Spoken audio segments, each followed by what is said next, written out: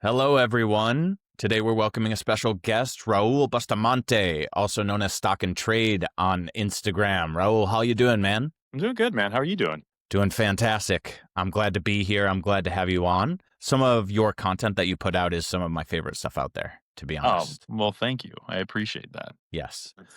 I think it's nice to see other creators taking advantage of the algorithm and kind of knowing how to go in and out of that.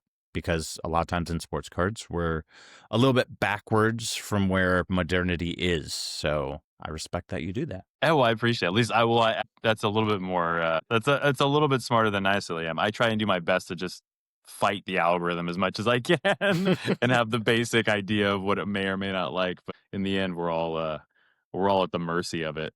So It's kind of like being in a relationship with a woman, really. You think you know what she's doing and thinking, but at the end of the day, you just kind of give up and say that she's always right. yeah, and it's just like the more you fight it, the worse it's going to be for you. So just go along with it and hope for the best, Happy algorithm, happy life. Couldn't find a rhyme. Cool. Well, let's talk about your content a little bit and your journey to get to where you are today. So tell me the story of how Raul came to be. Man, so I got into like trading cards and stuff like that during the same old story that I hear probably 90% of the time is like during COVID, I had more time on my hands. I loved trading cards. I love sports. So I started getting back into it. And then I saw people online that were like posting about cards. So I started doing the basic, like, here's my trading card. Here's a photo of it. And then I was like, here's some videos. And then I started like trying to have a little more fun with it and transitioning. And my full-time job is I'm an actor. So at the end of last year, I don't know why I hadn't thought of it before, but I was just like, why don't I lean into what I really enjoy doing as my career and just do actual social media content that kind of blends it all. And it started clicking. My followers grew. People were really engaged with what I was doing. They really liked it. And it's been fun. Now it's just a matter of trying to keep up with things and not rehash something that I talked about 2 weeks ago and have completely forgot. Yeah. Hitting the content wall is a real thing. Oh, yeah. So doing what feels natural, what feels authentic is something that I hear a lot about. Yeah, man. So like, you know what? It's funny. I was talking to my wife about it a couple weeks ago now that you mentioned that. And we were talking about like content and things like that. And she brought it up. She's like, I think that things are going well right now because like you seemingly just don't care and you're just authentic with whatever your stuff you're doing. Like most of the stuff that you see me doing and talking about on any of my skits is all stuff that I actually am doing and thinking about in my daily life in like the hobby, So yeah, I think that hopefully resonates with people knowing that I'm not putting on a show and I'm not just faking it and don't actually do any of this stuff. I'm ripping into hobby boxes, I'm collecting cards, I'm selling cards, I'm doing all this stuff. So I'm all in on that world right now too. So hopefully that resonates. I don't know. Yeah, it does. You're tapped into the pulse and that comes through with the content because it shows. I think that we see these days authenticity is rewarded in any kind of marketplace. And especially young people are really tuned into it. Yeah. If you try and be inauthentic with a young person, they're going to ferret you out real quick. Yeah, they got a real good sniffer. Those kids scare me. So yeah, they do. Because they've been looking at fake stuff their entire lives. They've been looking at YouTube from like 2 years old. Yeah, it's crazy. So good for them. Good for them to be able to figure it out. But yeah, I'll try and keep being as authentic as possible if it's going to help and make people happy. Yeah. When we enter into our boomer days, we have to have a lifeline with the young people.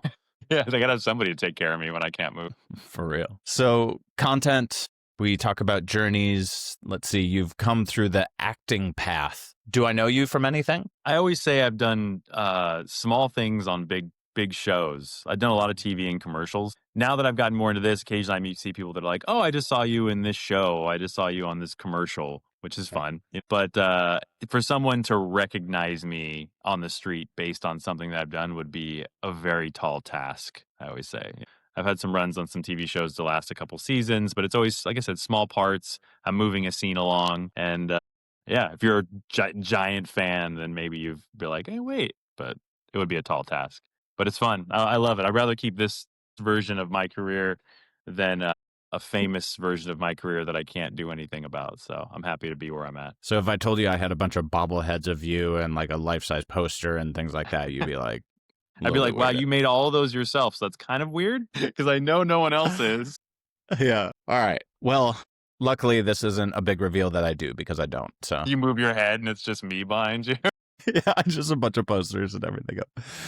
Cool. Well, there are some similarities that we've talked about off air as well between you and I. We Yeah. both are big fans of Erling Haaland, Mhm. and we recognize that soccer is going into some good days, some salad days, I believe. Anything you want to talk to in that regard, since you don't really strike me just first blush as a soccer guy? I know. Well, I grew up, in that world of, I playing baseball, basketball, football, US sports. It's like so like I didn't really get into soccer until I got into the hobby. And then I was turned on to it because of the cards. And then I started like watching the games and like meeting the community that is the soccer community. And I was like, wow, this game is amazing. First of all, I was like, these are true athletes. And fully enjoy the soccer card world more than any of the other sports card worlds, like for multiple reasons, but it just became like a really fun way to collect. And yeah, Holland was just we talked about it. He reminded me of like what people look for in like a prototypical like football or basketball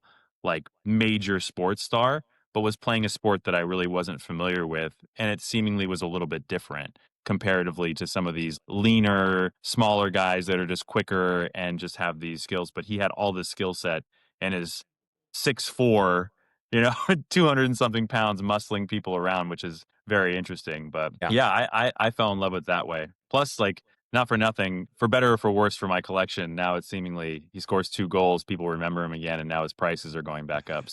I tried to buy a Yeah. card that was relatively the normal price for the last 6 months, and it went up by like $400. And I was like, well, I guess I'm not buying that card now. One thing that you mentioned was that you got into soccer and then you saw this guy that was built like he was breaking the mold, Yeah. and you were attracted to that. Yeah. And I think that's really interesting because most people that have been in soccer for a long time, they get used to the archetype, like the prototypical version of the scorer and the prototypical version of the passer, Messi with his left foot magic. And so they get accustomed to loving that prototype. But then new people come in and they love the new stuff where it's like, man, can't you see this behemoth trucking people on his way to scoring hat tricks all over the place? Yeah. And they're like, well, that's not real soccer. And it's like, yeah, you kind of got to get with the times. Modern soccer is going to change from how it used to be. And who knows what it's going to be like in 10, 20 years. But I wonder, so I think about that a lot because I equate him, especially because the same player brought me into basketball, is I equate him to like Shaquille O'Neal, right? So I started following basketball because of Shaquille O'Neal. He was this superhero of a human being that showed up in basketball that no one had ever seen before. Not the prototypical center. Everyone remembers Big Shaq, but at the time he was lean, he was quick, he was strong, he'd tear down backboards. And then I expected that that was going to be the prototypical center going forward. I think they tried a couple things. Dwight Howard tried to be the same guy, and it never really fully came to fruition. Like that world said. Then the NBA changed over to what currently is now the Steph Curry era, the LeBron versions. All these things, guys. So I'm wondering, will this happen in soccer? Is Erling going to be this outlier of a player, that is just like, well, he wasn't prototypical, but, and it was a monster, but since nobody else followed him up, then the world of soccer is like, see, he wasn't what soccer was going to become. So I Yeah. hope not, but we'll see. I mean, is it going to become giants running around trucking No. each other? Probably not. No. But it might open the door to people that thought, well, I'm too tall to play soccer, Yeah, for sure. Gives those kids something to hope for, an idol. Yeah. Yeah, right. And I think it changes the sport a little bit and makes it grow and develop, which is something that we need, especially within the hobby for soccer. It needs to develop and it needs to get other people coming in from other sports card collecting. So how long ago was that for you when you moved on from, you said what were you collecting before soccer? So when I got back in 2020, I immediately went back into baseball and basketball because those are the two sports I really collected as a kid. And Marvel, like I jumped back into like the Marvel world. I went backwards in time and started grabbing a Okay. bunch of like the older boxes. So I'd probably say like right around 2022, 2020, end of 2021 is when I kind of found some like soccer breakers online, and I just started like listening and watching and like learning from what they were doing and learning about players and who was popular, who was doing what. And then I realized the chat was just different. And I don't mean to say that like baseball, football, or basketball chats are like worse. I'm just saying they were just slightly different. It was just a different conversation. It was a lot about legacy. People just remembered people's stats and seasons like differently. It's hard to explain if you're not in the chat, because I think I say this and then people are like, well, they do that in baseball and football too and basketball. And I'm like, right, but it just there's something different about it and I can't Mhm. explain. Yeah. The soccer community is unique and it's a Yeah. special community. It's what really drew me in. Whenever I start talking to soccer guys, they're always welcoming. And I say Yeah. this till I'm blue in the face, but those guys are amazing. Being at the SoCo Expo and vending this year was a truly remarkable experience. Got to meet all of those names that you get to see on Instagram Yeah. and just talk to the guys and see their collections and just bro down. Those collections were crazy. Like the amount of money that was sitting in some of those cases just from these massive collections was just bananas when I saw this stuff. It's crazy. Yeah, absolutely. And it hits a little bit different too, because especially with the Messi market doing what it's done in the past few months, which is pretty much double, a lot of people are starting to say, well, Messi is overpriced. And it brings up a lot of price discovery mechanism talk because soccer cards just don't sell like basketball cards. Messi Silver, the last one in a PSA 10 that sold publicly was 2024. So it's like nobody knows what to buy them for. And they come in and they're like, the silver's that price. Well, what do I compare that to? Yeah. So is that something that you've noticed while you've been going around buying soccer cards? Is it something that's changed since you started in 2021, 2022? Yeah, I mean, I've noticed that, like, so for me, like, I mainly just buy Holland, but like when I'm looking at other players like Messi, these bigger players, or Ronaldo that have particular cards closer to their rookie years that don't sell publicly, that's when you start seeing, like, well, what is this actually worth? But yeah, with the soccer market, I'm seeing an increase, which is very nice. And I think it's because the World Cup is coming up. And I was thankfully in the last time the World Cup happened, and I saw the same thing happen. People just either hold or are selling as the time gets closer to the World Cup, which is always nice to see as collectors. But yeah, I tend to see that there is a drop off though, right? Just like any other sport, there's like the top tier players that command the money, like the Messis, the Ronaldos, the still like Jude, Lamine. But then once it hits, then it just is a steep drop off, and it's like, yeah, I know you're still a good player, but you don't command as much money on the markets. Here's Mhm. your $75 for this card. Should be Yeah. seemingly probably more money. But Yeah. I think that's a really salient point because what I've noticed is when you have smaller markets, they tend to be less liquid. And when they're less liquid, then they're very top heavy. So you got Messi doing messy things. You got Ronaldo, as you point out. Holland had his time where he was the tippy top. There's also all these second rate players who come in super clutch at times. And there's one person that comes to my mind always for that, which is Mbappe. yeah, That dude just knows when to score goals. yeah, So I think when I look at those markets that are like soccer, there's a lot of opportunity to buy the goats and then just ride them to the top and then sell them out for kind of a hype driven player. So if you buy Messi right now and then you sell out at the beginning of the World Cup and buy Mbappe, then he scores a hat trick. There's all these little kind of elevators yeah. that you can ride. And I guess you said you're more of a collector and that's more of a flipping appetite. Yeah, and that's a perfect point, right? So in soccer and other sports, there's always a cycle. And I do buy and sell other things for the cycle because I want to have money to purchase the cards that I want for my collection. So soccer in itself, I've found last World Cup was, like you said, the big name players going up, great time to sell. Don't try and sell during or after because you're going to be burnt really bad and you're not going to get as much money.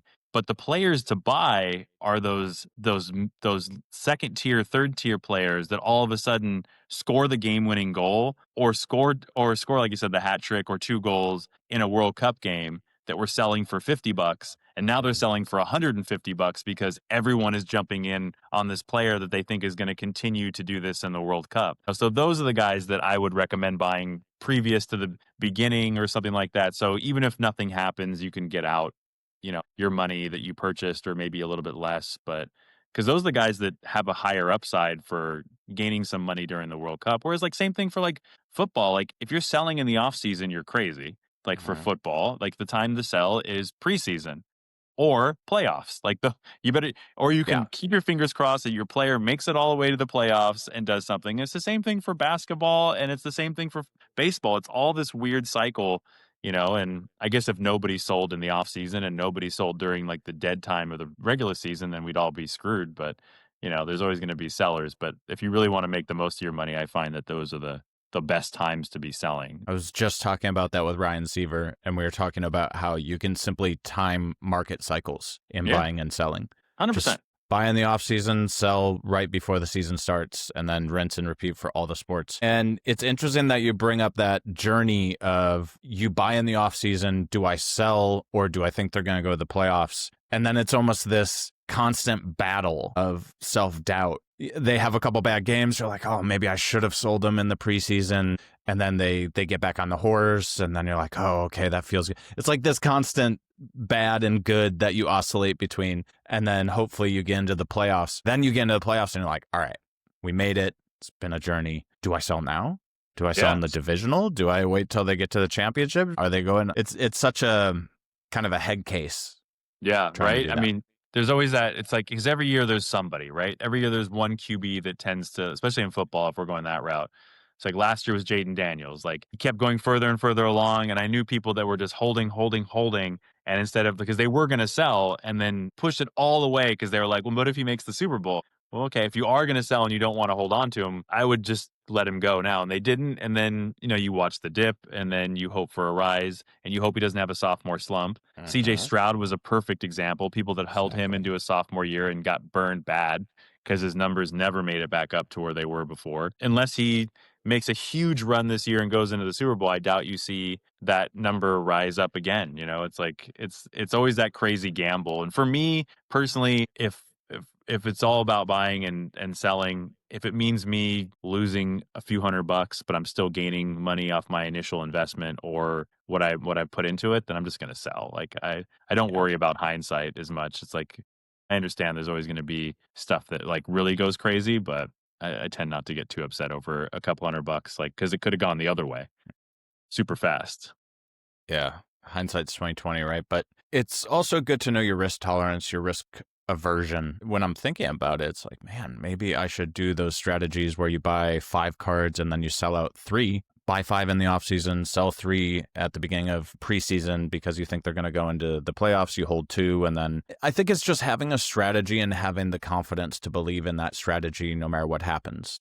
So say in that one that I'm saying, I bought 5. I'm like, all right, I'm going to sell 3 immediately and take maybe 20% profit or something in the beginning and then ride those other 2. And then you don't have to worry about the in-game swings and the game-to-game ups and downs. Yeah.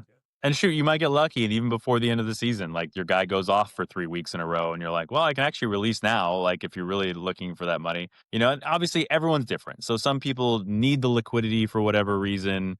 So you have to sell at certain times or you don't. So it's just everyone's game plan is going to be different depending on their current situation too. Yeah. Yeah, just buy and sell with confidence. That's all. Yeah. Did you ever play Pokemon?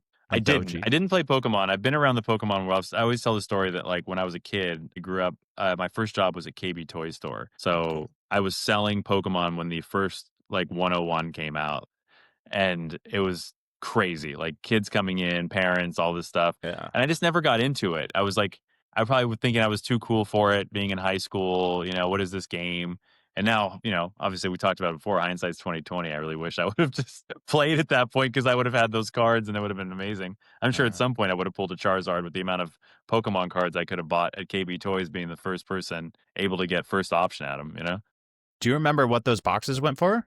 They were nothing. I mean, not nothing. I mean, they were everything is inflation based. So I'm sure they were, not crazy expensive, but expensive enough. Because I remember parents coming in and being like, oh, we can only get like a couple packs, So I think for cards at the time, they were probably still like, oh, it seems a little bit pricey for a pack of cards. But even then, I'm sure you could have probably bought them for $10 a pack, $20 a pack, maybe max, at the time. Probably once a week, I think about game planning, going back in time, and what I would buy when. If I go back to like being 5 years old, I'm like, okay, so I'm 5, it's 1995. I'm going to save up my whatever money I can make from my allowance. Not going to spend any of that. And then I'm going to buy this. And then I'm going to sell this. I'm going to keep these packs. And it's just a fun little exercise to do when I'm bored. But yeah, the reason I brought up Pokemon, to go back to that, is one of the first gym leaders you fight. Actually, the first one is Brock, and he has this Onyx, and all Onyx does is use Bide. And then like he uses Bide, and then you go and you try and attack him, and then after 2 or 3 turns, he unleashes all the energy you did to him double. And I kind of think of that sometimes with cards. You can buy your card, and then you can hold on to it. You can hope that the value or the energy becomes more and more. And then you can kind of unleash that, aka go back into your dollars by selling it. Or you can sit there and wait for this certain thing. But small little tangent that I just got reminded of with that Pokemon and what you were talking about with waiting for events to happen. Yeah. I mean, look, it just depends on where you're at, right? The one thing I like about this whole like hobby in general is like everyone gets to collect the way they want to, right? So it's like you have people that want to buy and sell, you have people that just truly want to collect, you have play people that play the games, you know, if it's Pokemon or Magic. So it's like all this really cool different levels to it all. And I don't like I get very upset when I see people that get upset at one area or the other. I'm just like it's all part of it, you know, and it's like I hate to break it to you if one of these things disappeared, you'd see a massive downfall of probably everything. It's a very delicate ecosystem of buying, selling, collecting, and playing all within this world. So I think if one disappears, you're like, wait a second, this is not how it all. That's not how it works, guys. It all works together, whether you want to believe it or not. Yeah, we're one ecosystem, one big Jenga tower. It really is. You know, it's like imagine if hobby boxes disappeared, or imagine if repack buyers disappeared in the current market. Like, what happens to the market? Like, yes, you can buy cheaper cards, but that means your current cards go down in massive amount of value. So, you know, we'll have to see. When people are like, I want to go back to the late 90s, it's like, do you? Yeah. You sure? Do you really Have want you to? thought? Let me. I don't know. I was old enough to remember the late '90s and how little cards were worth. So you know, we'll And how see. little people cared. Yeah. Yeah, yeah. There are just stacks and stacks of cardboard everywhere that were worth little to zero, and no one cared. Yeah, you would only want to go back to that so that you could buy them and bring them back to here where they're valued, you know? Yeah, for sure. So, You know, it was chicken or egg. definitely it was a definite trade world, right? You know, I was actually in my LCS the other day. We were looking at like '97 basketball cards, like inserts, and how pretty they were. And I was like, man, these look so good. And you would think from today's world, you'd be like, man, these must be worth so much. You're like, these aren't worth anything because there are 5,000 of that card right there floating around the world, you know, if not more. So you're like, they did a good job of making these, but they made a lot of them. Yeah, they always made a lot of them. And they still make a lot of them. They just got smarter about how they make a lot of them. Yeah, So, look, not for nothing, they realized, well, if we try and create some sort of scarcity by putting numbers on them, you know, that'll make this better. Whether or not the picture is the same, the color's different. So yeah. And now you got the wave and the ice and the 1,000 things. yeah, they're And the still the same scope. amount of cards. They're just a little bit different to make you feel a Yeah. little bit better about it. That's it. It's too much. I think when you're trying to do rainbows now, you can't even fit them all into one picture. Yeah, But there's a couple Holland rainbows I'm trying to do, but that's only because they go to like 25. People are like, why haven't you tried to do the rainbow for like UEFA Chrome or something like that? Because there's a million versions of this. Like, I don't want to get the out of $4.99 and $3.99 and $175. By the time I try and find the one of one, I'm already thousands of dollars in on this product. I'm good, guys. yeah, I only rainbow when I already have the one of one. That's kind of my rule. That's kind of the way. Like at that point, Yeah. you're like, well, I found the hardest one. Let's try and find the rest. Yeah, like it's fate ordained that I was supposed to rainbow this. So, oh well. So, speaking of fate, you've been fated to be one of the greatest creators in the sports card Instagram world. Tell us more about content. Just how have you found the content journey? How, when you wake up, do you have an idea around content or does it flow naturally? Tell us about the process. For me, the process makes no sense. I honestly, like, people ask me, like, how do you come up with ideas? What do you do? I'm just literally like, I'll think of something and then I'll shoot it. You know, I don't even have a backlog most of the time I used to bulk shoot. And then I realized that was just nonsense because I was like, some of the stuff wasn't funny, or at least to me, some of the stuff like was outdated by the time that it came out. My process is just basically when I get any downtime, I just start thinking about things that are going on in the hobby, or that have happened in real time. And I'm like, how can I try and make a joke out of this? How can I, you know, make a in the template that I've already created of different versions, which has been nice. So the one thing I wanted to figure out is like kind of like a sketch comedy show. Like, so like an SNL, when you have like major characters, like, that occasionally you're going to get one of those major characters to come back, and be funny. So I figured, okay, how do I figure out a couple of these that'll hopefully hit, and I can just kind of use them, once a week or once every other week. And that'll at least be 1 or 2 days of content that I know I can just like basically plug and play. So it was like the eBay content ended up by working out where I just read eBay reviews, which was this worked. The talking to myself has worked, and I can just kind of implement anything that's screwy with the hobby with that. There's been a couple other things. So I was like, okay, now that I have this, that's kind of my almost like my bulk shooting in a sense, because now I just have to come up with some thing that we're all kind of semi complaining about or happy about in the hobby. So that's kind of been my way. I wish I could give somebody a better answer of like, it's very precise. I have a book, I have like sketches written out, and it's not. I literally come up with something and I'm like, cool, let's shoot it. And if it takes me any more than like 15 minutes to shoot something, I'm not doing it. At least right now. I have ideas about doing stuff down the line that are more like planned out and scripted and in a studio setting, or at least in some sort of setting. But as of right now, I need to get it. Get it. Having spent 8 to 10 hours on some of my reels, I know what that feels like. It is pain, and sometimes they do well. But the thing I consistently hear from creators is the best content that I ever created in terms of traction was something that I had no idea was going to do well. Yeah. It's like it's really interesting.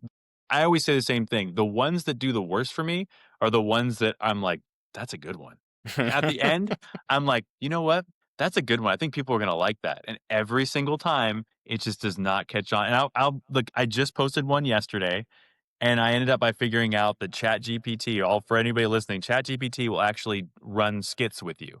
You can give ChatGPT a script, tell it to them, and then give them a line that lets them start running the script, and they'll go back and forth with you. I did it yesterday, and I was like, "This is going to be great.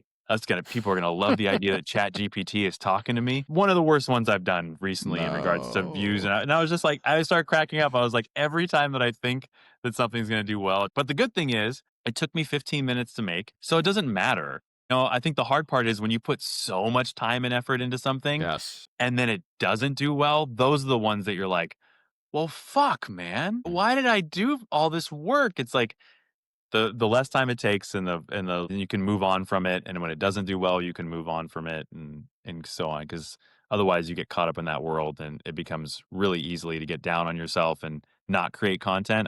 I'll keep pumping it out, and some will work and some won't. And oh well, it'll just it's all a means to an end at the end of the day. I'm sure that you've spent countless hours on creating content. Oh So, yeah, by now for sure. It's all added up for sure. yeah, sleepless nights, man.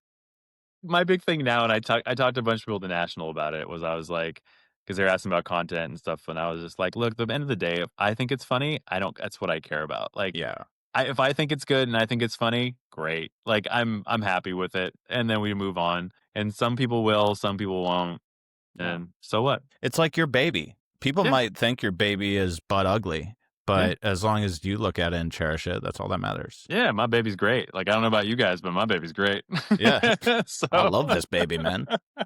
but yeah, but thankfully, like I said, so I'd say most of the time people tend to like and engage, and other times, a lot of people want to believe in it's always the shadow ban and it's always something else, and it's like sometimes we just all make crappy content, and it just Yeah. happens. It happens to the best of everybody. Sometimes we just make something that doesn't resonate, and you're just like, "Ugh, I thought it would. Sorry." Yeah.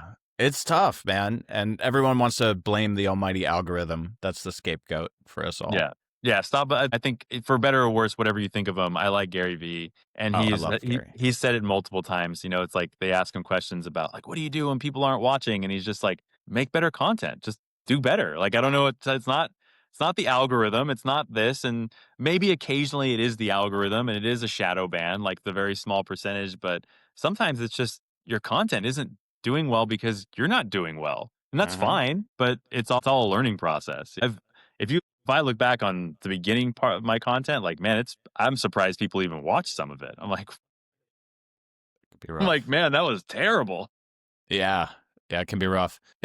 You gotta walk before you can run.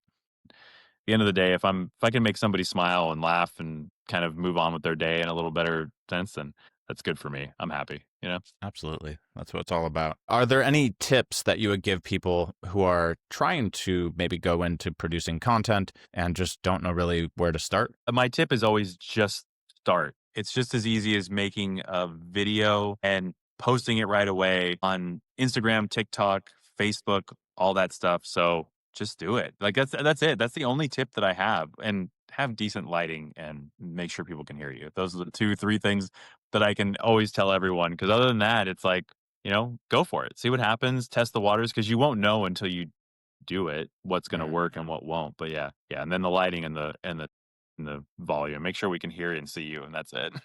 Yeah, that's pretty key. I will say audio is the worst. Audio is the worst out of anything. When you're recording and filming stuff, it is always the worst. And it's been like that from when I'm doing like TV or commercials. The people aren't the worst. It's just the hardest. It's like because at least for me, like you don't even know it until you're done with it. So you could record something, super happy with it, and then you go back and listen, and you're like, the audio was crap. So kind of where we're at with it. Yeah, I hate when that happens, man. Yeah. And then the whole thing is tanked. Yeah, you're like, I can't do this. No one can hear me. Yeah, it's hard to get all the little components right, but to go back to your earlier point when you're telling people just start, it's not going to be great the first time you do it. I promise you it won't, but I can also promise you that that's okay. And every time that you hop on and every time that you do something, you get better at it. It's reps in the gym. You're going to be this tiny little twig man when you first start on the mic. And then, within 6 months, you're the Giga Chad. But yeah, there you go. But in all seriousness, it is tough at first, and I can tell you 100% that you get so much better just by the process of doing it. That's always the big thing I tell everyone too, is like, I know a lot of people that are like, oh, I get so stressed out trying to come up with ideas or do those stuff. It's like, just don't then. Like, give yourself a day, give yourself a couple days if you need to. I know it's always great to post everything once a day or multiple times a day when you're first starting, but like, if you start to get stressed out, don't. It's all a relaxing thing. The youths. Yeah. All right. Well, we're getting near to the end. I know you got some stuff going on. Yeah, no worries. So before we jump off, let me give you the platform here. Anything that you want to promote? Where can people find you? Yeah. First of all, thank you. And second of all, you can find me on Instagram at stockn_trade. That's where most of my stuff goes first. I'm on TikTok, same thing. I'm trying to get on YouTube more, as you can find me there. But yeah, those are the 3 platforms you really see me at. I have some other things hopefully coming out soon. But yeah, again, pleasure, man. Thank you so much for bringing me on. Absolutely. Really glad to have you on, man. And I would love it if we can do some content down the line. Yeah, we'll definitely figure something out. We'll keep chatting with each other and figure out something fun to do. And absolutely. And when you guys see this video come out, head over to Instagram. I'll have Sock and Trade on there, of course, tagged for the video. So come on and give us some ideas of content that you might like us to make. Yeah, tell me. I'll if it's funny, I'll do it. Hell yeah. Even if it's not funny, I'll do it. All right, man. Pleasure having you on. Thanks so much for coming out. And we'll catch you later. Appreciate it.